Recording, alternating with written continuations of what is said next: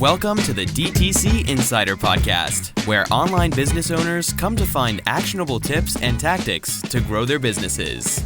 Now, here's your host, Brian Roisenthal.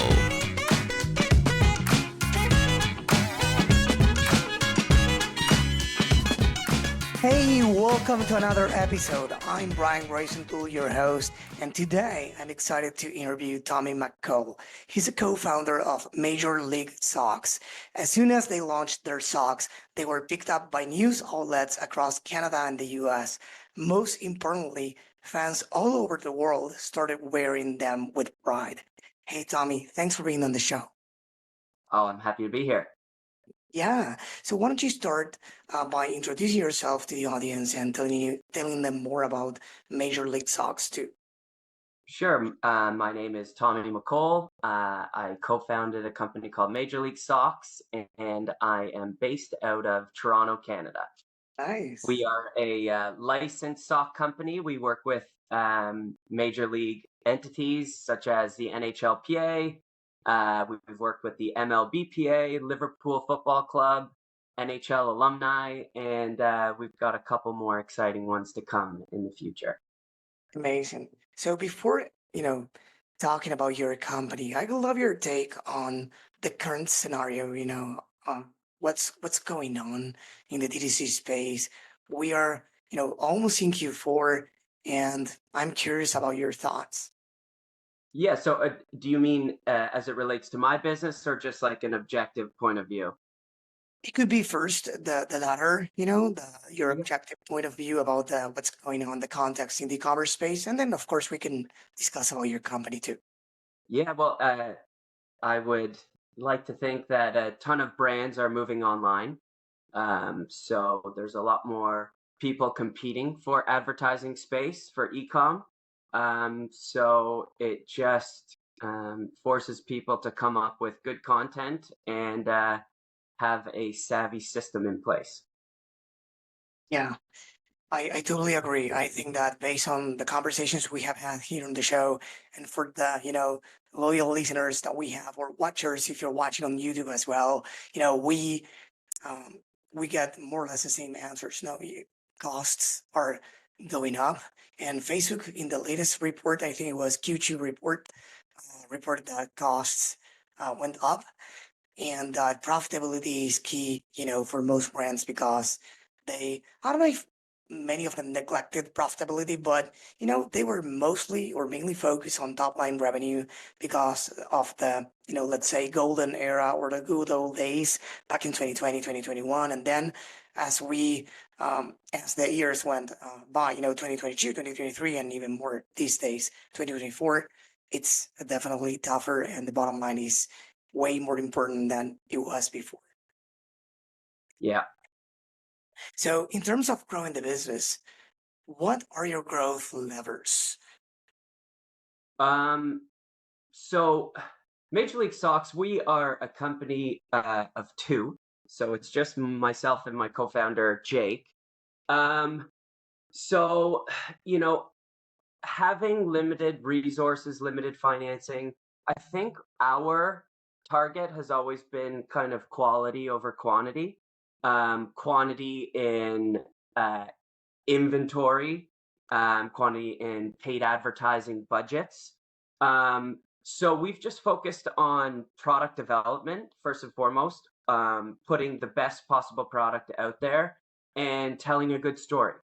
So, I've been in this business for 9 going on 10 years now. And what I've found over the years is that I feel like the learning from a co-founder's perspective has been maybe slower than I would have liked. Because sometimes when you're in the thick of it, it's hard to think outside the box. But, in the last 12 months, I feel like I've taken a step back and really looked at the business from an objective point of view and really honed in on what we're really good at. And, our business is largely connected in the hockey community. So how can we engage with the hockey community in a more focused and fun way, because our business is kind of like fun. It's a little silly. And how can we continue to deliver that to fans of the brand and fans of the hockey community that don't know us? You know, What are you thinking, what are you doing about that? so this is kind of a good example of like a quality versus quantity uh, you know event that happened in our business. So we had an order come in. He's a big personality on TV. He's on the Hockey Night in Canada. Hockey Night in Canada is like uh, the place where everybody in Canada watches hockey. And one of the panel members, his name came in on an order. And I was like, what? It's like, that's unbelievable. And at first I thought it was just like a customer pretending to be somebody else. But we took that as an opportunity to really engage with a really powerful member in the hockey community. So, he placed a pretty sizable order, which we were happy to begin with. But, we took the time to think about how we can provide like a special experience for him. So, um, put together a tailored package of socks that would have been relevant to him and teams that he played for. And then we wrote a little letter in the order. And what I have learned over the years is when you can provide a customer experience above and beyond, it just goes such a long way. And, this even goes back to when we first started the business. This is like, my first venture in business, and for me and my business partner. And we just started writing notes in every order. And what we found was that people weren't posting photos of the product alone. They were posting photos of the product and the handwritten letter. So it's just like, what are the small things that you can do? That quality experience that you can provide that is easily manageable and goes a long way. So when a customer receives your product, they tell your brand story, and they tell others about the experience they've had. So that's definitely like a valuable lesson that we've learned. Yes, I love that because, And I'm sorry, I should add, no, he's it's been okay. wearing it. So on the panel, there's 4 guys on the panel. He's front left when he's sitting down. So he's on a high top chair. His pants are hiked up. And every night he wears the socks in front of God knows how many, like millions of people every single night watching the show that is the most coveted for Canadian hockey fans. So there was a moment there that we could have missed entirely. But, when you really focus in on the quality aspects of your business and quality aspects of customer service, that was an opportunity that we did not miss. So I love the example because back in early August, I gave a master class to a beautiful e-commerce community, and I'm soon opening it to the DTC Insider community as well, because it was about, this podcast started in 2021, and I had the pleasure of interviewing hundreds of brands, not to mention the brands we work with on the agency, but the conversations that we have here, to me, are priceless. I learned a lot. And I put together like the top 10 things these brands do to, stay on the top, and still succeed in such a challenging content for many other brands. And one of the things is wow customer service. And it was a mix of, inspiration sources, if you want. One, I had the pleasure of interviewing a 10-year, like a former 10-year Disney executive, and he basically was in charge of Disneyfying customer experience, and he's now a consultant on that. So, like Disney, we are talking about like the experience of like, going to Disney and everything. Like you can go to the how do you call that, the cruise, the boat, or you can go to the parks. You can go, and the Disney experience is like nothing else I have seen in my life. And Yeah. as a break note, I have, discussed this at length with many brands, beautiful brands, Man-Made, Battle Box, Pura Vida, Patagonia, and many others. And what I can tell is that one of the things they do is what you just said, handwritten notes. Some, do it like they they do real handwritten notes, and the other ones they do, it's like MailChimp or Klaviyo, but for handwritten notes in which they are written by robots, but they look like handwritten as well. Oh, Yeah, they have different typographies or different services, but regardless, it's it's a little extra touch for the customer. And some other brands going beyond, they write a different note to each order, not for each customer, but for the first, second, and third order.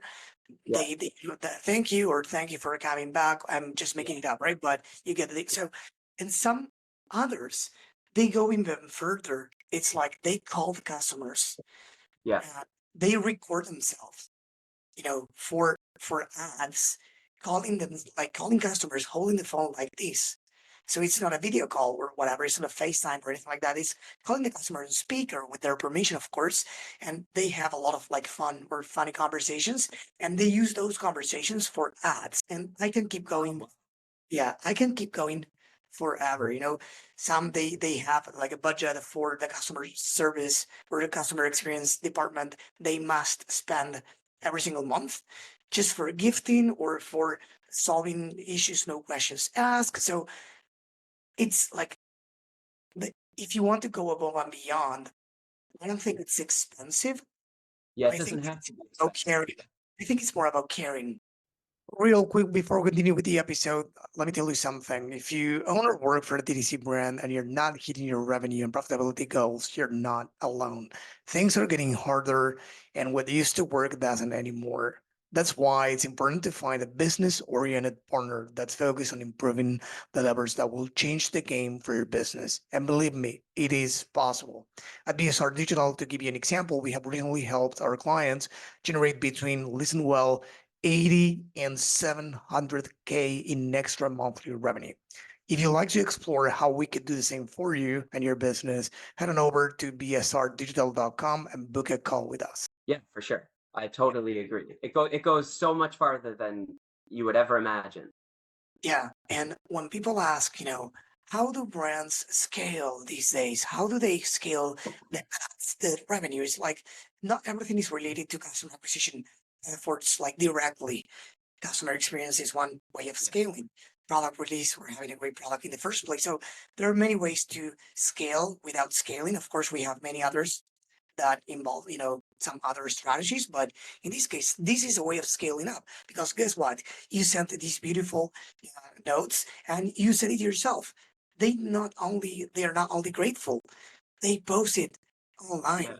The yeah, note. I'm sure they tell their relatives, their friends, everyone, yeah, because it's a different experience. yeah, yeah. And when I keep coming back to quality and quantity, but not everybody has the financial resources to scale like the more traditional route. So you have to be clever, and caring and clever. Yeah. I think Alex Hormozy said this once, or actually many times. It's, if you only had one customer, how could you serve them? What would you do for them that you can't do at scale? Yeah, So to stretch the mind and to see what you can yeah, do for your customers, right? So it's a good exercise. So in this case, you also mentioned storytelling. How how does it take place in practice? For those listening, we have in the audience fellow brand founders, CMOs, we have agency owners, marketers. So if any of them are, is wondering, how can I actually, implement storytelling for my brand? Because your product is beautiful, but it sucks, right? yeah, And you yeah, have managed to create a unique personality, to create storytelling around it, and of course finding a niche and all of those ingredients. And of course, you feel free to mention any yeah, others that make the brand a success. yeah. So I'll tell you our brand story, and I'll tell you how we've implemented storytelling into our brand. It's a really fun story to tell. But so 10 years ago, my business partner and I, he was actually like best friends with my older brother growing up, and eventually I got older and I got introduced to the Big Boy Group. So I became really good friends with Jake. We have a lot in common. We both love hockey. We both love soccer, or football, depending on the audience. And he and I were on the same men's league hockey team. And at the time, Mike Babcock was the coach of Team Canada, took them to Olympic gold medals, won a Stanley Cup, was a, kind of like the Alex Ferguson of football at the time. So when he signed as a coach for the Toronto Maple Leafs, there was a lot on his back, and people saw him as kind of this new era of hope because Toronto had been poor for so long. So his name is Mike Babcock, and my business partner just cracked a joke. He's like, wouldn't it be funny if we put Babcock on a pair of socks and called them Bab socks? And I just thought it was such a funny idea that is how we started our business. And it became a viral hit because it was funny. It was like, it was lightning in a bottle, and it was an easy story to tell. So not only was it a funny story to tell, it was an easy story to tell. So we had media coverage. Like, this was an absolute dream start for a business. We had like CBS, NBC, Sportsnet, TSN, like all of the biggest sporting media outlets covering the story. And we just ran with one SKU of Mike Babcock for a year. And as that first year was coming to a close, he was appointed the head coach of Team Canada for a World Cup of Hockey event. It was like an NHL sanctioned event. And we thought it would be a really good idea to approach Molson Canadian and Coors Light, because they're a massive beer company, but they're, heavily influential in the hockey community. And we suggested they put a pair of Canada-themed co-branded socks in their beer cases. And they ended up purchasing 375,000 pairs for the beer cases. Yeah, in our first year. So, I was happy with 375, but then you added 1,000. The roller coaster of events throughout those negotiations was mind-blowing. When that 375,000 piece order came in, like, I was working with my buddy's dad doing construction. I ran out to the middle of the street to start celebrating, and my business partner's wife happened to be driving by at the same time. So she got out of the car, we started jumping around.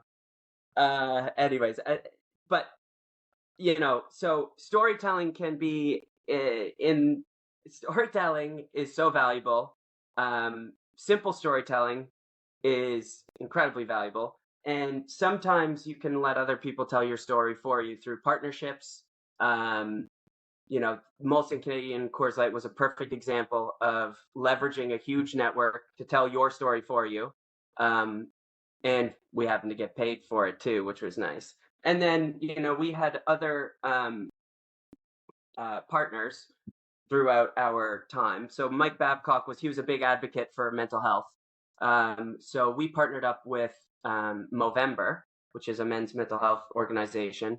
And we teamed up with minor hockey league teams where they were selling like a Movember themed Bab sock. Movember's the mustache. And money from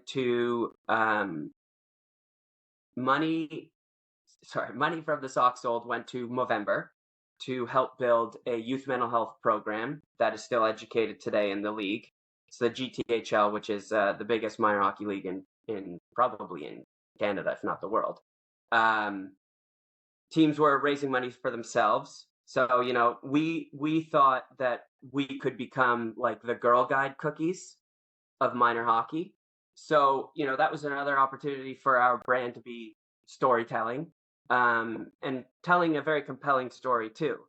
So, storytelling can come in many forms, and you can tell it yourself, but it's so much better when somebody else can tell your story for you. That's my advice. I like that last line. It's so much better when someone else can tell your story for you. Yeah. How do you make that happen? Because they loved it so much that they want to tell it for you, or you do something else as a Well, company? well, I think simple sounds easy. It's a little bit more technical than that, but and simple can be hard, but it has to be simple Yeah, because when you're telling too many stories at the same time, how is somebody else going to tell it for you? So, um, keeping your message compelling and short is definitely mm, the way to yeah, go. 100%.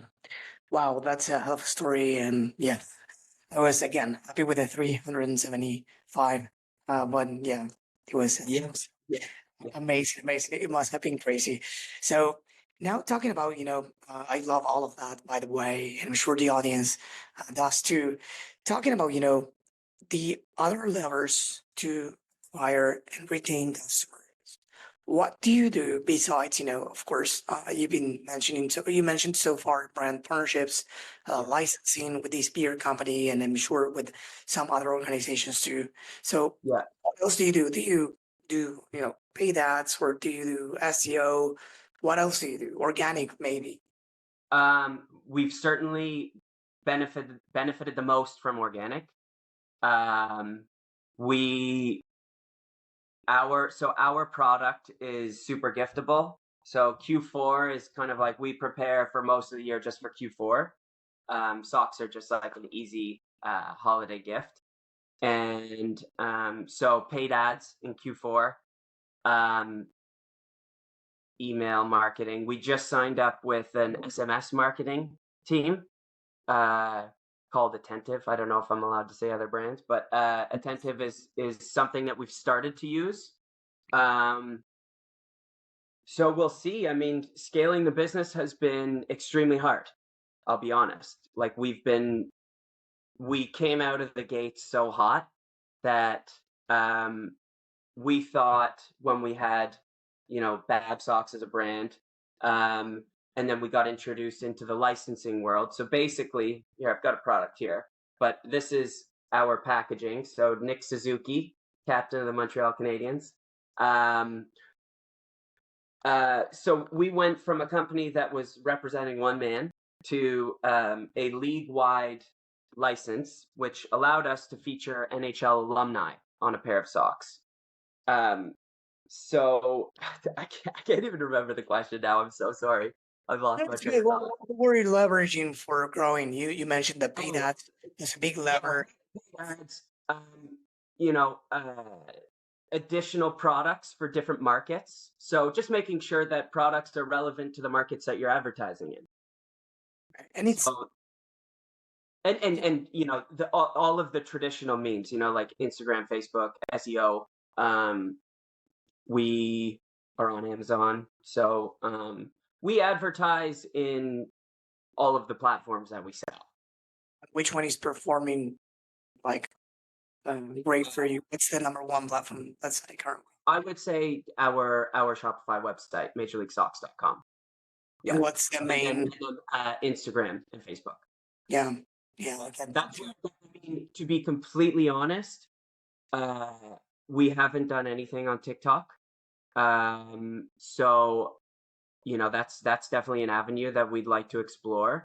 Not even Uh, organic or with paid. no, no. I mean, there's two of us, right? So like scaling the business has been hard because um, one, we are heavy brick and mortar retail as Right. well.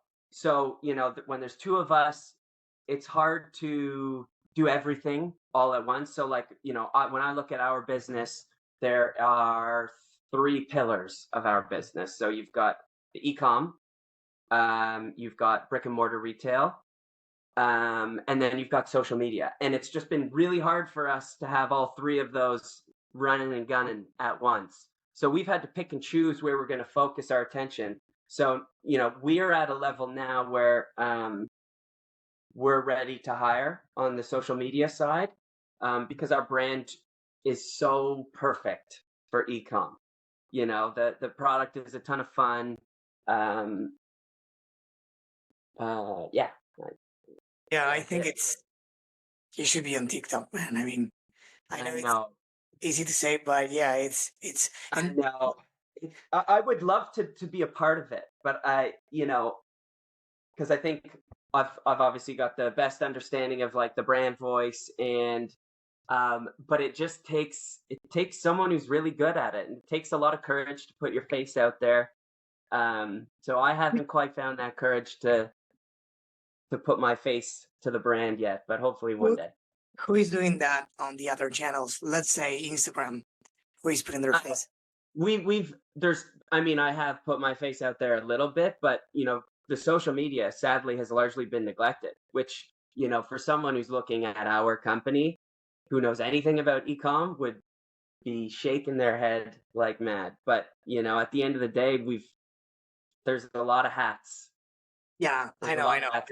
You're wearing all of them between the two of you, as you said. So one thing about you said, putting your head and like your face out there. We have discussed in this at length with many of the recent guests, and Yeah, the ups and downs, pros and cons, and it's mainly ups and not so many downs. Of course, you need to have time. You need to many founders, they just don't want to be in front of a camera, or they don't have the time to do it, or they don't know how to do it, or so. yeah, What we another thing that we have discussed at length in this masterclass, again, it's everything is ideas coming from these beautiful brands that we have interviewed, and most of them, what they do, we have brands that it's the founder doing anything, and sometimes it's the whole team, and by the whole team, it's not the whole marketing team, it's like admin team, the CX team, like everyone is involved, especially in small teams like 6, 7, yeah, 10, right?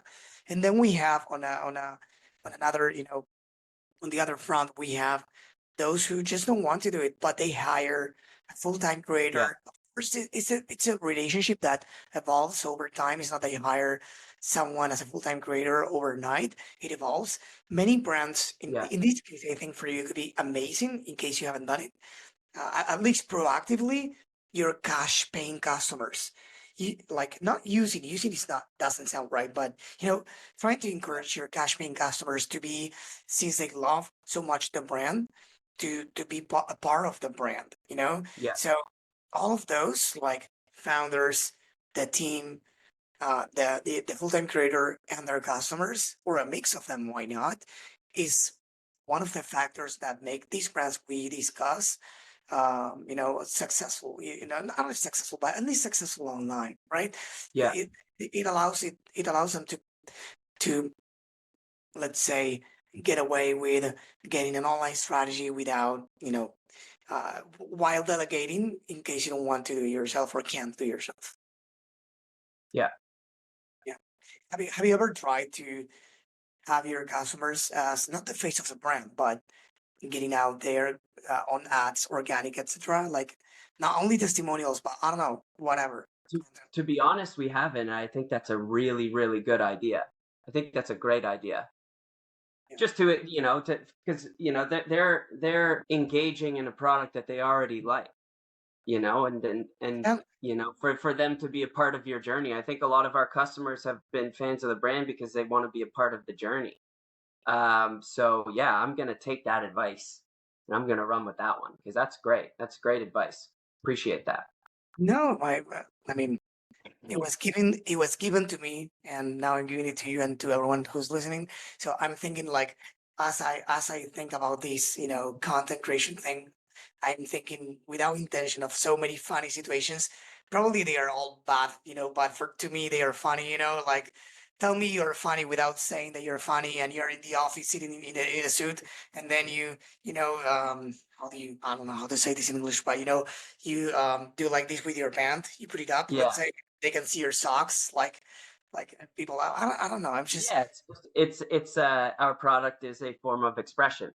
exactly. I was thinking about what you were saying with the exact same situation of this person on TV, like without intention, he was sitting in a high, chair or whatever, and Yeah. then that happened. Well, doing it intentionally with the hand, like raising like the sleeve, but of the pant. So Yeah. yeah, I don't know. I think there are endless possibilities with products such as yours. So I want to ask you one more thing. Have you ever thought about selling something else that is not socks? Yes, we have thought of a million different things for sure. We are so our strategy right now is to continue to acquire more licenses, as opposed to shifting our product category. So, you know, we just signed a deal with a massive entity. I don't even know if I'm allowed to say it. So, I probably won't, but I really want to. But it's coming next year. So, more products for us is not new category of product. It's just how do we service basketball fans the same way that we service hockey fans. But I feel like our company and the artists that we work with, super, super awesome artists, there's a lot of different directions that we can go.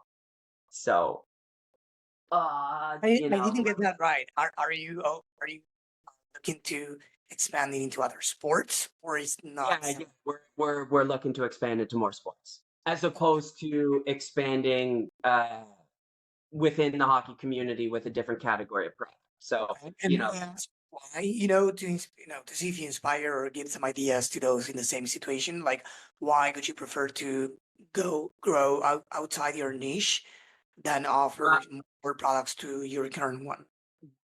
Well, we are a heavy retail-based company. So, if we are servicing their hockey needs, we can easily expand that into basketball, American football, soccer. So that's kind of our strategy to already, like there are retail customers that we have that we're hoping to expand into as opposed to, our e-com customers. And I just haven't figured out what different category of product it would be. So I'm certainly open to it. It would require a different license. So the way that the licensing world works is we have a sock license. So we can't take this artwork and sell it on a t-shirt. That would go against the guidelines of the contract. But it's not to say that we can't. I just haven't quite figured out what type of product it would be. But I would love to be able to react more quickly in generating a product. So, our socks are, they're made in Turkey. It's like a very high quality cotton sock. It takes about 3 months to make. So, one of the things that I found is that there are moments that happen in sports, iconic moments that happen that we can't really react to in real time. So if I was to come up with a new product that would kind of be in the same vein as our existing brand, it would probably be something that I can make quickly and respond to quickly. So, there's socks that we've made that kind of mimic iconic moments, but we're reacting to them way later than it happens. So, it would be really cool. That's like the benefit of having a t-shirt company, right? So you can print t-shirts as many or as little as you want, and you can do it quickly. And you can get that out to the world, and that's how you generate a conversation quickly because you respond to the moments that are important to people. I was asking because you don't need to sell more products or different product category if you don't want to. Of course, as a company, in fact, here in the pod we have interviewed an 8-figure brand that only sells belts. Oh, wow. But it's like the same Cool. belts. And I asked them the same question, and they said, this is simple. We have we know we miss on many opportunities, to cross sell, upsell, blah. But in the end, it's like we have everything like streamlined so far. So Yeah. it's easy for us, as you said, Yeah. easy wins many times, right? So Yeah. it's easy for them. They know how to handle it, how to forecast inventory, so customers know what to expect. So I can get that many times. It's not about, in this case, I haven't thought about it because, unless you tell me otherwise, I don't know about the overlap across sports. Like, do your customers, like hockey fans, are they into basketball or any others, or it's simply about customer base? Generally speaking, I think people have their number one sport, and many people have if soccer is your favorite, maybe soccer is better linked to, I don't know, like I'm a hockey and soccer fan, so maybe I'm a little different, but in North America anyway, I think people are fans of multiple sports. And I don't think that there's an exact equation, like I don't think hockey and basketball are more related than American football and hockey. Maybe they are, and I haven't figured that out yet. But whatever license we acquire next, it certainly would be nice if they were one and two in people's minds. I know I'm a fan of different sports as well, of multiple sports as well. Yeah. So I can see that happening as well. I was, just asking because I was curious because I had thought it initially about, growing with product categories and not, uh, growing outside the sport. So that gave me, Yeah. something to Yeah, think. and for us, socks are still somewhat of a niche category. So, you know, the level of uh this is not a word, but the nicheness has a price tag associated with it. So, if I wanted to move into shirts, for example, that licensing would be much more expensive because you're competing with uh, you know, Nike, Adidas, Fanatics, they own those categories. So there's a much bigger barrier to entry into new categories. And like you said, we have streamlined our business in the soft business. So um, yeah, I'm always interested, but sometimes it's hard to stay focused on what you're doing when you're excited by so many different ideas. What's next for Major League Sox? So we just signed a partnership deal with another company. So they are now going to be largely financing the business, which is very nice. And the business model is going to shift where, we're going to be paid a royalty rate as opposed to us financing the business and just taking all the margins. So this is our opportunity to scale. So they're going to be financing the business, advertising the business, warehousing. Warehousing is nice. Inventory management is difficult. We've been set up in a scrappy little warehouse, and so our process will become more sophisticated. It will allow us, Jake and I, to focus more on the things that we're better at. There's a lot of things that I'm really good at, and there's many things that I'm very bad at. So it'll be nice to kind of specialize my role within the company. And hopefully we can really invest in continuing to tell our story through our social media channels. So that's what I'm really fired up about. Amazing. Yeah, that sounds really, really exciting. So one of the last questions I have for you, we have, these questions that I started, because it's a, let's say, a selfish question, or it started that way because I wanted to know what else to read outside of everything. Like I wanted to grow outside my niche, like Yeah. not read the same thing all the time. So I started asking these amazing guests, such as yourself, what else I could read. So we started talking, books, and then we started talking about people, the guest admire. In this case, we've been discussing offline. They have something different that we have never had as part of this question, let's say, which is a podcast recommendation. And I love listening to podcasts. So I'm super curious about the one you have to recommend to the audience. Yeah, so I have been an avid listener of How I Built This. It's by Guy Raz. He's a great interview, and basically they interview founders and they tell their stories about how they built their companies. So, uh, whether it happens directly or indirectly, I feel like a lot of the decisions that I've made have been heavily influenced by the learnings from other founders.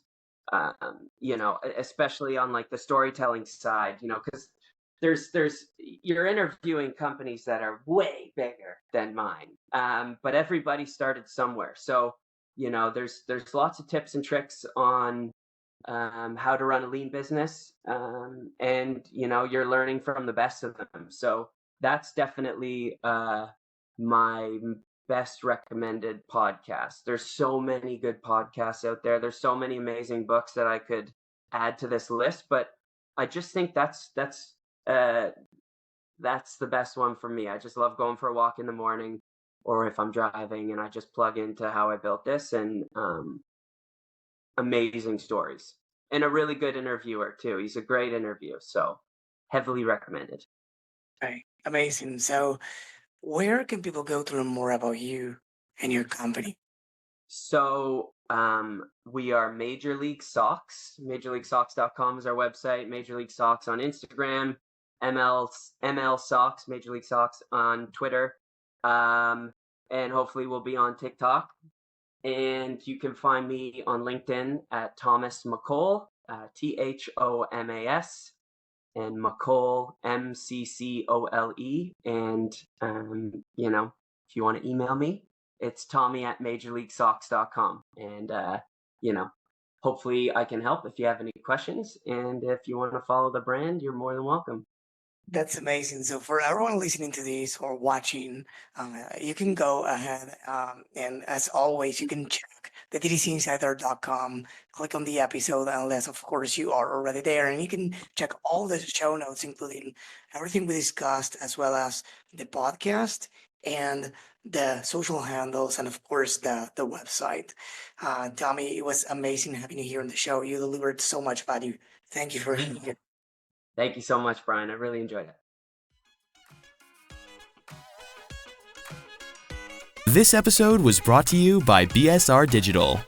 We help DTC brands grow through paid ads and email marketing campaigns. If you'd like us to help your business grow, head on over to bsrdigital.com and schedule a call with us.